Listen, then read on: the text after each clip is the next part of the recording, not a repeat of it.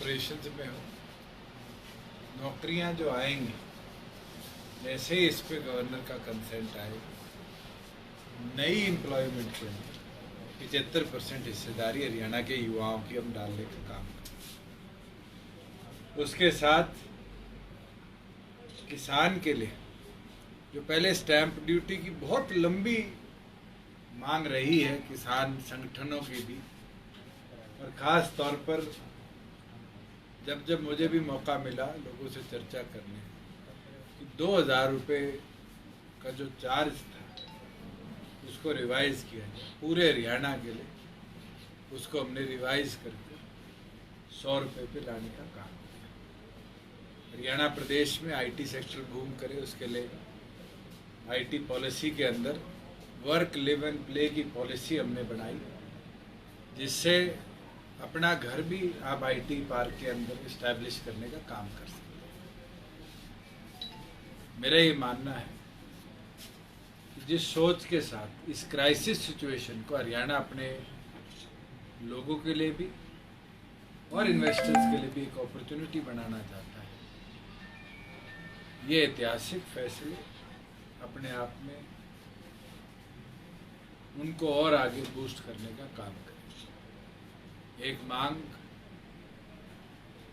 जो हमारे common minimum programme की और थी, जिसके अंदर पंचकुला से कालका कमेटी को अलग करने की थी, उसको भी इस कैबिनेट में हमने मंजूरी देने का काम किया है। और मैं ये मानता हूँ कि जो कालका पिंजौर के लोग हैं उनको पंचकुला आने में भी दिक्कत होती थी, और उस क्षेत्र के अंदर डेवलपमेंट की, क्योंकि वो हिली ट्रेन था, कहीं ना कहीं दिक्कतें आती थी, जिसको अब कमेटी बनने के बाद लोकल लेवल पर निपटाया जाएगा। और इसी प्रकार से कैसे आने वाले दिनों के अंदर प्रदेश में विकास की गति को बढ़ाया जाए, अनेकों निर्णय उसके ऊपर मजबूती से हरियाणा सरकार ने लिए। इसमें कुछ फार्म हाउस की भी कोई पॉलिसी थी? गुड़गांव के अंदर कई लोगों की पिछले कई दशकों से ये मांग थी कि जो उनके ज़मीनें एक्विजिशन प्रोसेस में नहीं आई, और आज वहाँ उनके रेजिडेंसीज हैं, उसको ना तो कंट्री टाउन प्लानिंग परमिट करती है क्योंकि वो कंट्रोल्ड एरिया के अंदर, उसके लिए एक पॉलिसी लाई गई है जिसके अंदर 20% ऑफ द स्पेस और 15% 1 एकड़ से ऊपर के एफएआर के साथ अगर कोई अपना खेत में अपना घर बनाना चाहता है तो उसको फिर फीस जमा करने पर अप्रूव किया जाए। सर, जो रोजगार वाली बात आप कह रहे हैं, जो नई इंडस्ट्री आएगी उसी में 75% मिलेगा या जो पहले से इंडस्ट्री उसमें मैं इस पे उससे जो सैलरी वाला बता दीजिए। क्लैरिफिकेशन आपको देना चाहूँगा कि जैसे ही गवर्नर का कंसेंट आएगा उसके बाद हरियाणा प्रदेश में कोई भी रोजगार, पुरानी कंपनी में भी नई कंपनी में भी, अगर नया रोजगार वहाँ बनता है, कोई रिटायर होता है, उसकी जगह अगर भर्ती निकलती है, उन तमाम रोजगारों के अंदर 75% हरियाणा के डोमिसाइल के लोगों की रिजर्वेशन होगी।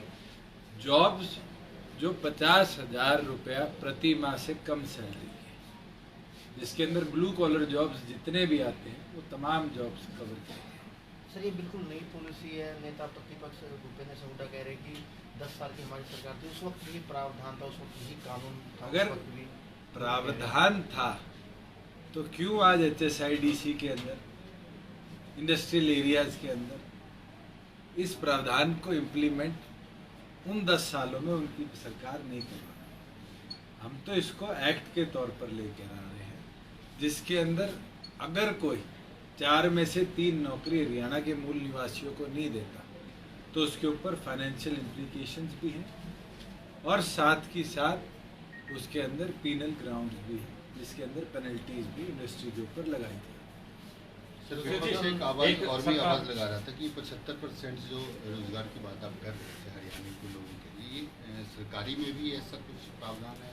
क्योंकि संवैधानिक तौर पर कॉन्स्टिट्यूशन के अंदर ये साफ लिखा गया है कि गवर्नमेंट जॉब्स के अंदर वैसे ही BC कोटा है, SC कोटा है। 49% तो हरियाणा के अंदर रिजर्वेशन है और 10% उसके ऊपर इकोनॉमिक वीकर सेक्शन की रिजर्वेशन है, और इसको वहाँ इम्प्लीमेंट संविधान नहीं करने देता।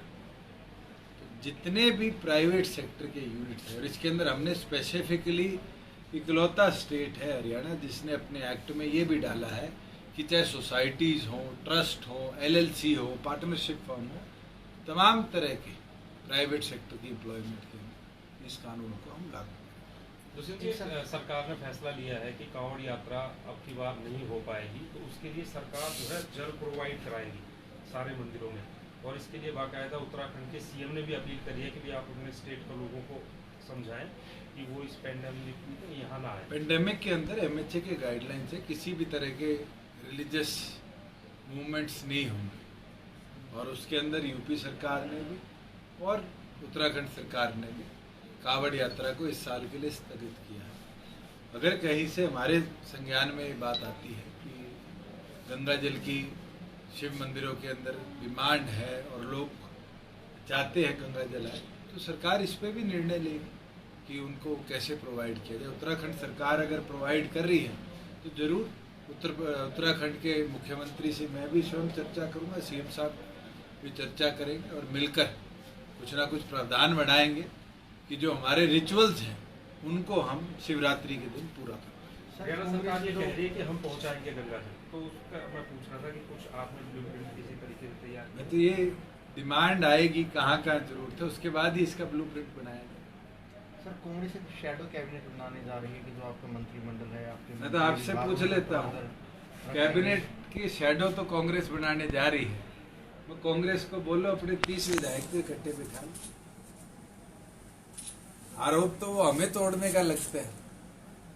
मुझे याद है जिस दिन शपथ ग्रहण हुआ उसके बाद सारे कांग्रेसियों का बयान आया कि तो 10 दिन में सरकार गिर जाएगी। हाँ, तो 9 महीने होने वाले, और इस 9 महीनों में मजबूती से प्रदेश के हित के निर्णय लिए। और मुझे लगता है पिछली विधायक दल की बैठक में शायद 1/3 कांग्रेस तो मिसिंग थी। पहले वो अपना कुनबा संभाल ले, फिर कैबिनेट की शैडो बनानी पड़ेगी।